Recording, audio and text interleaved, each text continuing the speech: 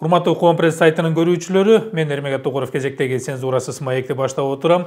Ал эми бүгүнкү маек бул Кыргызстанды, жалпы Кыргызстанды караңгылыкка салган электр жарыгынын жоктугу. Же болбосо жөнөкөй сөз менен айтканда, бүгүнкү светтин өчкөндүгү тууралуу сөз болот.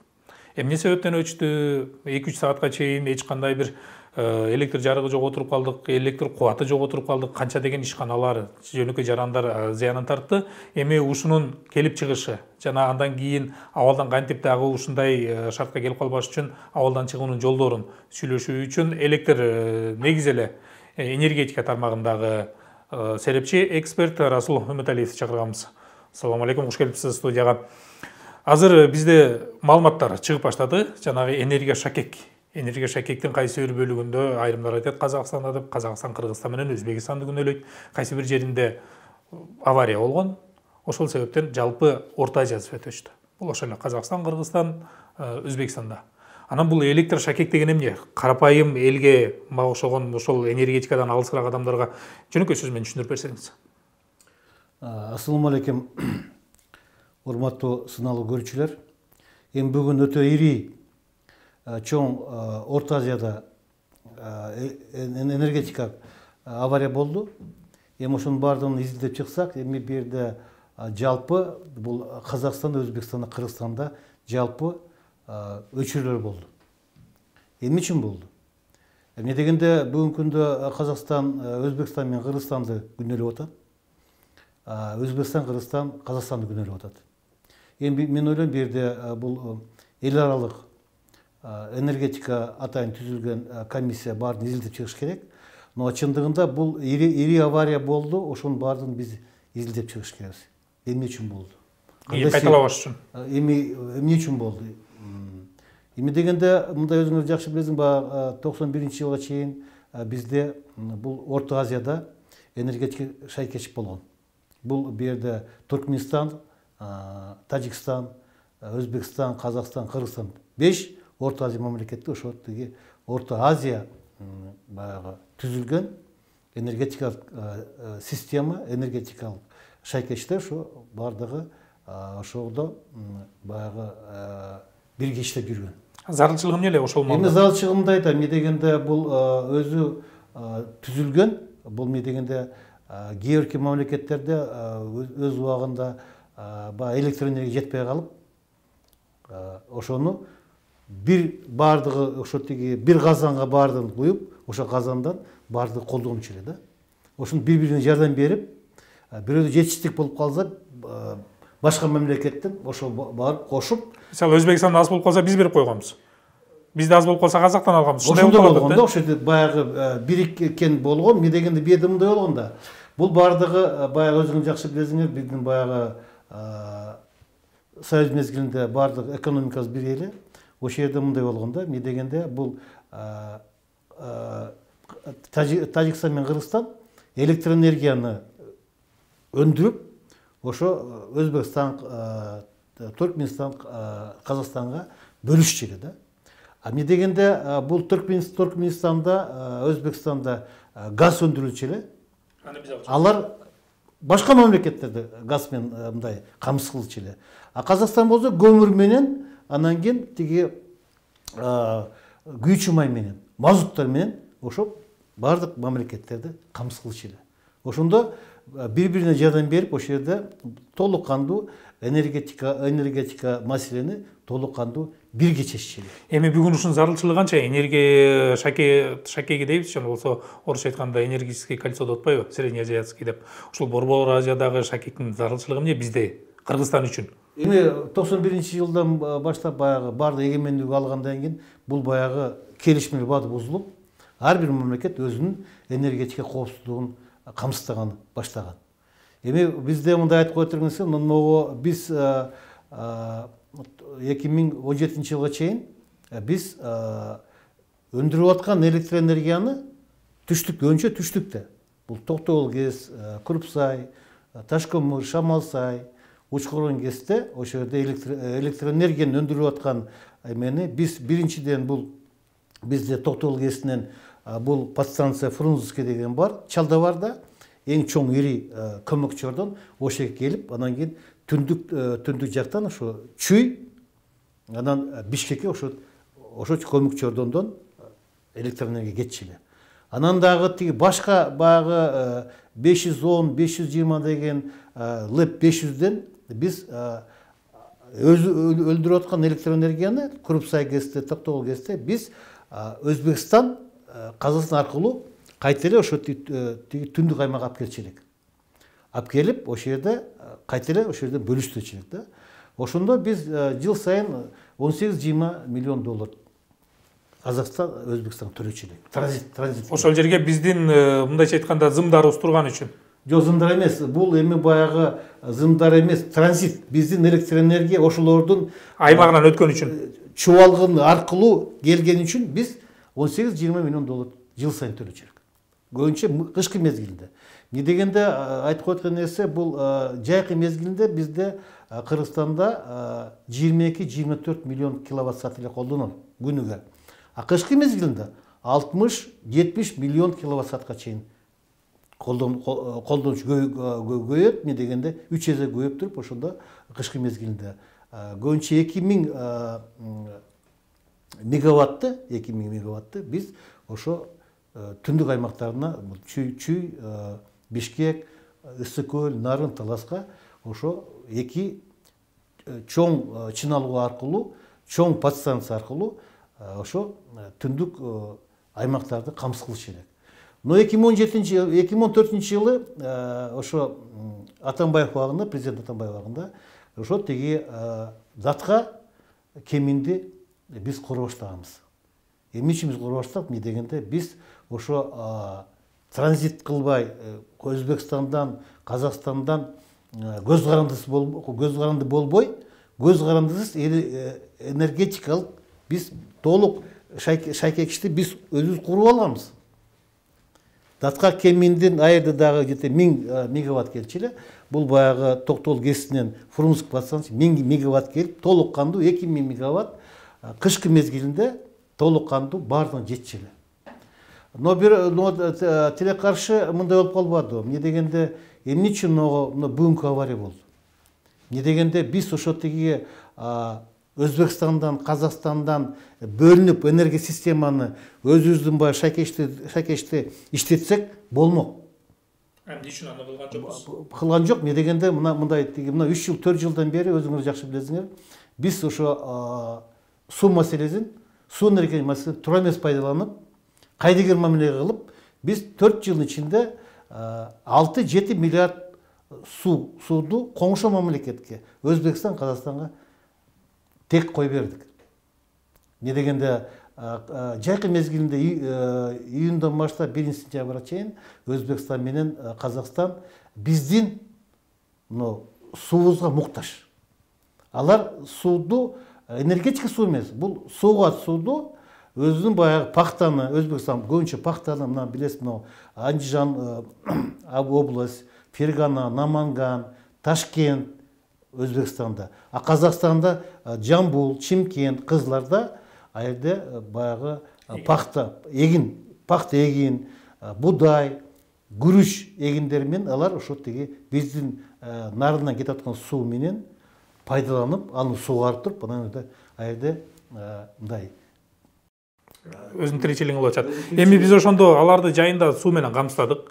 Ал менен бизде өзүбүздө суу калбай калды. Кандай болду? Мындай болуп калды. Эмне дегенде ошо биз могу энергетика жетекчилери, улуттук энергия холдинг жетекчилери ошону суу энергетика байлыкты, ресурсту балансы туура пайдаланганда биз быйыл дагы Түркменистандан дагы Өзбекстандан, Казакстандан импорт электр энергия кылбайт элек. Не дегенде былтыр 1 октябрь 2021 жылы Токтогул сактагычта болгону 12 миллиард 300 миллион куб суу топтолгон. Ошо негизинде бул суудун көлөмү кышкы мезгилинде жетишсиздик болгон. Ошо негизинде бу жерде энергетика министри Түркменстан менен келишим түзүп 501 миллион киловатт саатты сатып алабыз деп. Анан кийин бу жерде 11 март 2021 жылы Өзбекстан менен, Казакстан менен Кыргызстанда келишим түзгөн. 3 жылга келишим түзгөн. Бу жерде ошо жалпы 2021 жылы Кыргызстан Өзбекстандан 750 миллион киловатт саат электр энергия алмак болмок.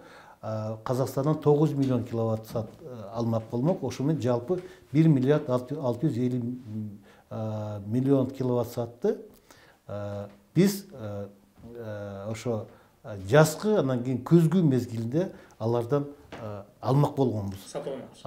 Ну, сатып алмак, бул буюм алмаштыруу деп коет. Биз суу бермек, алар свет бермек. Жок, биз электр энергияны биз бермекпиз. Өзбекстанга бул жылына 250 миллион киловатт саат, жылына 2021 жыл, 2023, 22, 23 жыл ичинде 750 миллион киловатт саатты, жыл сайын 250 миллион киловатт. Да. Эмберде мындай сүйлөшүү болот атпайбы? 1-июндан баштап 1-сентябрга. Именно ошо мезгилде баягы Өзбекстан менен Казакстан баягы сууга муктаж болгондор. Аны Казакстанда биз 3 жылдын ичинде баягы 9 миллион киловатт саат алганды 3 жылга бөлүп 300 миллион киловатт 500 миллион киловатт саатты биз ошо жайкы мезгилинде буларга бермекпиз. Но айтып кое турган нерсе, Өзбекстан менен Казакстан биздин электр энергиялар жайкы мезгилинде муктаж эмес. Алар сууга муктаж. Демек аларга биз ошол маалда жанагы 250 миллионду беребиз деп, киловатт саатты беребиз деп. Биз ошол маалда гэсти көбүрөөк иштетебиз. Алардан гэстен көбүрөөк суу агып чыгат дагы, чыккан суу аларга муктаждыкка пайдаланат. Мен ошого каршы чыккам. Мына 3 жыл 4 жыл мен каршы чыгып атам. Не дегенде быйыл деле ошо биз сууду үнөмдөп, сууду туура пайдаланып, не дегенде мен айтып кетпедимби, жайкы мезгилинде толук баягы өзүбүздүн ички энергия муктаж биздики 22-24 миллион киловатт саат бир күнгө. Ошондо токтол сактагычтан өзүңөр билесиз, токтол сактагычтан Крупсайга барат, Крупсайдан кийин Таш көмүр кесине, Шамалда кесинен кийин тиги Учкарга кесине. Бул баягы бир суу 5 жыл иштетип чыгат да, электр энергия чыгат. Ошондо 22-24 миллион киловатт саат өндүрүш үчүн токтол сактагычтан агымы 170-180 куб секундасына болуш керек. Но тилекке каршы былтыр 380-420 куб суу секундасына болуп атты. Ошондо мен айттым, не дегенде бул ошо дагы ошо тиги баягы буюм алмаштыруу. Биз баягы электр энергияны берип атпайбызбы? Суу берип атабыз. Ошону биз карап чыксак, мен эсептеп чыксам, өзүбүздүн колдонуучуга 22-24 миллион киловатт саат. Өзбекстанга, Казакстанга биз электр энергияны где-то бир 10 миллион киловатт саатты берип атабыз да. Ошондо дагы суу ашыкча кетип атат. Суу ашыкча кетип атат. Мен ошону айткам. Суу ашыкча кетип атат. Туура эмес кылып атасыңар. Не дегенде экспорт электр энергияны өзүбүздүн электр энергия колдонуучу эметсек, ашып кетсе 34-36 миллион киловатт саат болуш керек. Анын агымы болуш керек, где-то 280-320 болуш керек. Силер 320-420 кой берип атасыңар. 80-100 куб секундасына сиз ашыкча кой берип атасыңар. Мына тиги менин сөздөрүмө жакшы билесиз, баягы тиги Акылбек Жапаров Астана барганда, декабрь айында барганда, Аскар Мамин, премьер-министр Казакстан айтпады. Биз 330 миллион куб сууду ашыкча алдык.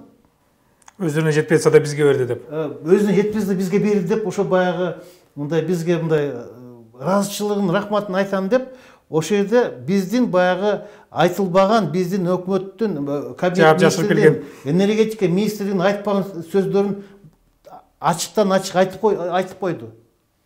Ошо негизинде тиги бул өзү мындай да, эмне үчүн биз өзүбүздүн элибизди, өзүбүз экономистти биз баягы көзөмөлдөй, биз көзүбүзгө биз баягы иштетпейбиз. Эмне үчүн биз баягы коңшу мамлекеттер Өзбекстан менен Казакстанга өзүбүзгө жетпей атат сууду. Өзүбүзгө жетпейт. Аны бардыгы билет. Но аны ага карабай сууду берип, да ашыкча 330 миллион куб сууду берип атат. Эми мисалы биз алардан карызга свет алдык. Эми свет деп кое берели. Ошол электр энергиясын карызга алдык. Эми биз качан кутулуп кетебиз? Дагы 2 жыл беребиз. Дагы 2 жыл биз жайында биз аларга суубуз менен светибизди беришибизге милдеттүүбүз. Биз милдеттүүбүз. Эми ал 2 жылдан кийин бүттү. 2 жыл бүткөндөн кийин биз ушул шакектен чыгып кете алабызбы? Мисалы датка кеминде биз бер жагы эле бир 400 миллионго курдук да 389 миллионго биз зым чоюп келдик. Зым тартып келдик мындайча айтканда. Эми биз бул менен өзүчө муктаждыгы жок жашай алабызбы? Ошол эле Өзбекстанга, ошол эле Казакстанга. Биз ошо толук кандуу азыр каршы болуп калбадык. Жок, карыздан кутулгандан кийин. Каршы кутулган толук кандуу биз биз ошо өзүбүздүн баягы курган шакекчени биз иштетсек болот. Транзити жок эле, Транзит жок, транзит болбойт да жерде. Эмне дегенде бир нерсе айтып коеюн. Могу датка кеминде айтып коеюн. Сиз 389 миллион деп айттыңыз, бул туура айттыңыз. Эмне дегенде ошо датка менен кеминди байланыштырган баягы чубалгынын узундугу 410 чакырым. Ошонун баасы 389 миллион доллар болду. Алда айдыдагы тиги жылдык борбор болгондо айдыдагы тиги ашыкча төлөп койгонбуз. Туура эмес эсептегенбиз. Бул 389 миллион сомго дагы 204 миллион долларга биз датка көмөк чордонду курганбыз.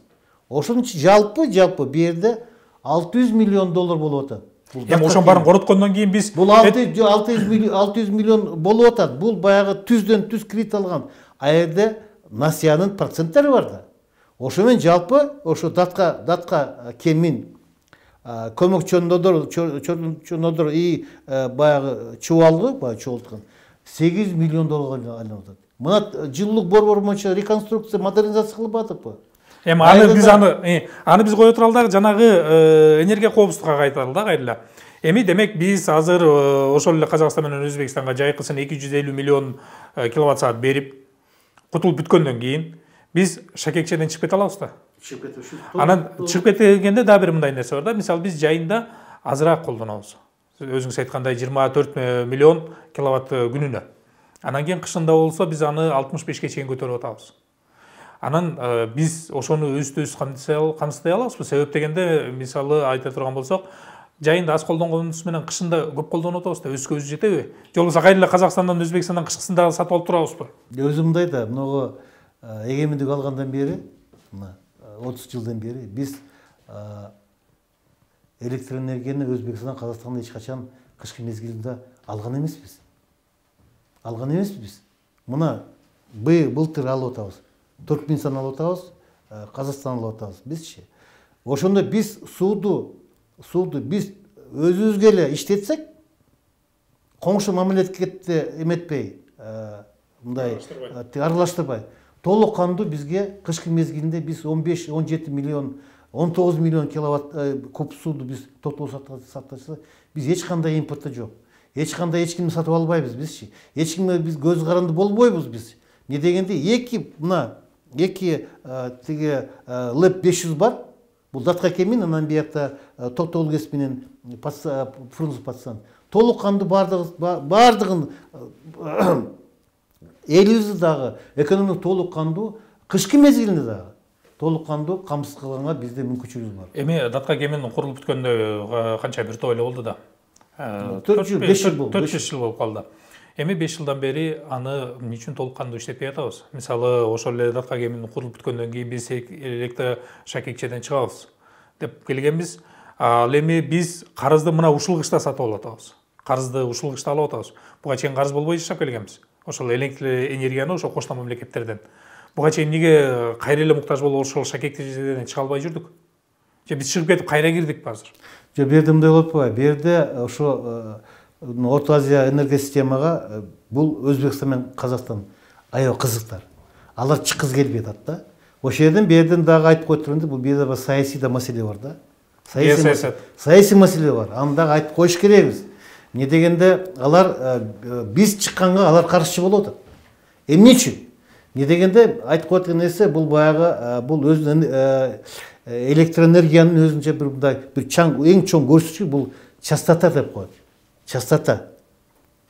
Кыймылы, электроэнергиянын кыймылы да.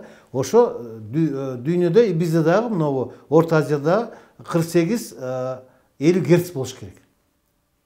Бу жерде мындай болуп атпайбы? Бизде 90% бул суу энергетика өндүрөбүз. гэсте өндүрөбүз. Болгон 10% бул тиги ТЭЦте, Бишкек ТЭЦте, анан кийин Ош ТЭЦте болгон 10% өндүрөбүз. Казакстан менен Өзбекстан айда башкача 90% бул баягы жылуулук борборлордо өндүрөт. Алар газ менен От жагып атып. От жагат, газ менен мазут, анан кийин көмүр менен от жагат дагы. Өзбекстанда дагы, Казакстанда ошондой. Но бу жерде мындай да. Не дегенде суу энергетиканын биринчиден эң экология таза жагына эң арзан. Биринчиден, экинчиден не дегенде баягы өндүрүлүп аткан электроэнергиянычы көтөрсөк биз 5 мүнөт, 10 мүнөттө көтөрөбүз. Например, 30 миллион киловатт сааттан biz, например, 5 мүнөттө 40-50 мүнөткө миллионго чыгарсак болот. Кандай? Не дегенде айда өзүң жакшы билесиз. Мына сактагычта, токтогул сактагыч, коррупция сактагыч айда баягы заторлор бар. Электрический кнопканы бассаңыз, заторлор көтөрүлөт, Суу көбүрөөк агат, электроэнергия көбөйөт. 5-10 мүнөт. А Өзбекстанда, Казакстанда не дегенде өзүңүздөр мына тиги мешке жабып атпайсыз отчу. Отту жактыңыз туурабы? Жактыңыз. Ал күйүп жалынга чейин убакыт кетет. Аларда Анан жалында күйгөндөн күйгөндөн баягы электроэнергия мына көбөйүп кетет да. Көбөйүп кеткенде аны өчүрө албайсыз да. ашыкчасына жок кыла албайсың. Эми жокто чыгара албайсыз да, айтайынчы. Ошол жерде мындай аерде мындай баягы түз мындай туруктуу иштебейт да. Герци 60 болуп кетиши мүмкүн, 70 болуп кетиши мүмкүн, 30-40 болуп кетиши мүмкүн. Ошол жерде биздин мына токтогул ГЭС менен Крупсай ГЭС, ошол жерде беде дагы бизде ТЭЦ жылуулук бар. Ошол жерде электроэнергияны көбөйтүп, азайтып, ошол жерде герцти баягы бир калыпта кармайт. А эмне дегенде герцтен көбөйүп кетсе, лампочкалардын баарын жарылып кетет. Эмелер тиги электропроводдор баары күйүп кетет. Ошо негизинде алар кызыктар да. Но эми мындай да, беде дагы айтып койгон нерсе, беде да саясий маселе турат да. Өзүңүз жакшы билесиңер, например, жайкы мезгилинде, ну, жайкы эмес, тиги апрель, майда коңшу мамлекеттер бизге тиги чек-араны жаба баштайт. Тиги чектөөлөр киргизе баштайт. Алар эмне үчүн алар кылып атат? Эмне үчүн? Өздөрүнүн чеги бар. Не дегенде алар мындай кылып атат да, биз чек-араны жаап коебуз, биз сууга берели дейт. Суу берели. Но эми бу жерде мындай да. Биз биринчи сууну жаап салып туруп, чек-араны ачыклап анан ачабыз десек. Андай болгондо заман. Мына тиги Алмаз Атамбаев деле тиги мурунку президент Атамбаев 2010-жылы биздин чек-араны жаап койгону эмне кылышты? 3 күнгө сууду жаап койдук эле, келишпеди. Жүгүрүп келишпеди. Келе, силер ачкылада бизди ачалы да. Да, бизди ачалы. Демек саясий эрк керек. Саясий эрк керек. Анан мындай да, бу жердечи өздө Кыргызда эң бир жакшы сөз бар. Суу башчы, эл башчы. Биз суудун үстүндө турабыз бизчи. Биз суу менен баягы бул биздин Кыргыз элинин байлыгы бул суу. Биздин мөңгүлөр, биздин сууларыбыз, биздин байлыгыбыз. Эмне үчүн биз ошо тиги суудун байлыгыбызды мына коңшу мамлекетке сатпайбыз? Эмне үчүн биз коңшу мамлекеттен тиги көмүр менен, тиги кара май менен, тиги жаратылыш газ сатып алабыз? А сууду биз бир кайдыгер мамиле кылабыз. Эмне дегенде суу деле бул биздин байлыгыбыз. Ошо негизинде мына бурун деле ошондой болуп келген. Биз суу беребиз, силер бизге жаратылыш газды арзан бересиңер, кара майды арзан бересиңер, көмүрдү арзан бересиңер. 2000-жылдары ошондой келип жүргөн келишме. Эмне дегенде биз ошо Өзбекстанга суу беребиз, Казакстанга суу беребиз, Өзбекстандан жаратылыш газды 60-80 доллардан 1000 кубка алабыз деп келишме түзгөнбүз. Казакстан менен тиги эмени күйүүчү майды биз арзан алабыз. Көмүрдү 2000-жылдары биз 16 доллардан алып жүргөнбүз бизчи. 16 доллар, азыр 50 доллардан алып атпайбыз көмүрдү Казакстандан. Суу ошол эле. 300 кымбаттап кетти да. Ошо негизинде мен ойлойм бул чындыгында бул биз баягы бул саясий бул баягы ишти жүргүзүш керекпиз.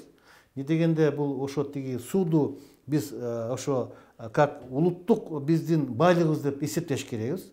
Ошо негизинде биз коңшу мамлекетте биз сүйлөшүш керекпиз, айтыш керекпиз. Бул биздин байлыгыбыз. Андай биз газга арзан берди. күйүүчү май арзан бергиле, кара май арзан бергиле, тиги көмүр арзан бергиле деп ошондо биз тең аталып сүйлөшүш керекбиз. Ошондо туура болот да, ошондочу. Соңку суроону берели, бизде убакыт соңуна чыгып калды. Мисалы азыр биз энергия шакектен чыктык дагы ошол Бишкек чүйдө негизи республиканын жалпысын өзүбүздүн электр энергия менен камсыздык. Бүгүн жанагы 3 сааттык электр жарыгы өчкөн маалда биз өзүбүздүн ырчагыбызды пайдаландык. Эми азыркы тапта ошол эле Казакстанда авария болду деп атат, казактар кайра тескерисинче Өзбекстанды бизди күнөөлөп атат. Эми себеби аныкталып, аларда мындайча айтканда оңдоо иштери бүттү. Ремонт бүттү. Бүткөндөн биз кайра эле ошол шакекке кирүүгө муктаж экенбиз да. Биз кайра эле кем датканы токтотуп, кайра эле алардын буга чейинки Советтер Союзу учурунда түзүлгөн электр шакегине кирип, ошонун натыйжасы менен иштешибиз керек экен да. Эми бу жерде мындай болду. Же азыр ногул бизге жакшы себеп болду өз алдынча чыгып кеткенибизге. Эми мындайда, эми чындыгында мен бүгүн Азаттык BBC-ге интервью бердим, ошол жерде айтып кеттим, эмне кылыш керек депчи. Мен айттым, кескин түрдө бул Өзбекстан менен Казакстандын баягы шакештик биз үзүш керебиз. Ошол жерде биздин могу азыр өндүрүп аткан электр энергияны толук кандуу датка кеме аркылуу, могу Токтогул ГЭС менен Фрунзенский аркылуу биз алып келип туруп, түндүк аймакты биз камсыз кылыш керекбиз. Эмне дегенде, аерде бул мындай да, ошол жерде ири авария болду. Ири аварияны изилдеш керек. Эмне үчүн болду? Себептерин иштеп табыш керекбиз. Эмне дегенде, баягы эртең бүрсүгүн дагы ошондой болушу мүмкүн да. Кайталашы мүмкүн. Эмне дегенде, мына мен айтып отурган нерсе, бул жыл сайын бул 20-январдан баштап бир 15-20 февралга чейин ошондой ири авария болуп жүргөн. Жыл сайын болот. Ошо негизинде бул баягы берде мындай да, биздин дагы энергетика министрлиги толук кандуу даярдыгы жок болчу. Улуттук энергия холдинг толук кандуу даярдыгы жок эле.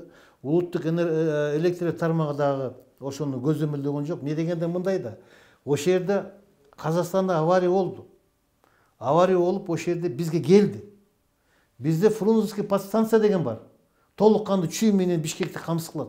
Ошо көмөкчөрдөн автоматикасы иштеп, ошону өчүрүш керек эле наркы тарапты. Биздин электр энергия келип аткан Токтогулдун ошо биякты чүй менен Бишкекти. Кыскасы, ал жакты жаап салып туруп бизди да, ошондо автомат түрдө ошондо болуш керек. Автомат түрдө. Эч кандай үзгүлтүгү жок эле, бизге свет бериш керек болчу. Жок, ошондой кылыш керек эле. Эмне дегенде, мына өзүңүз көрдүңүздү, 3 саат, 4 саат. Мына эми борборду берди. Эмне дегенде, мен ойлойм, тиги могу тестте атайын бул жылуулук борборду азыр эмеге Бишкек иштеп атат. Бишкекти камсыз кылып атат.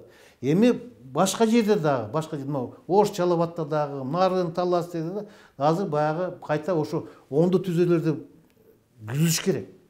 Эмне дегенде, мен ойлойм, толук кандуу мына тиги борборду азыр электр энергия менен жылуулук борбор камсыз кылып атат.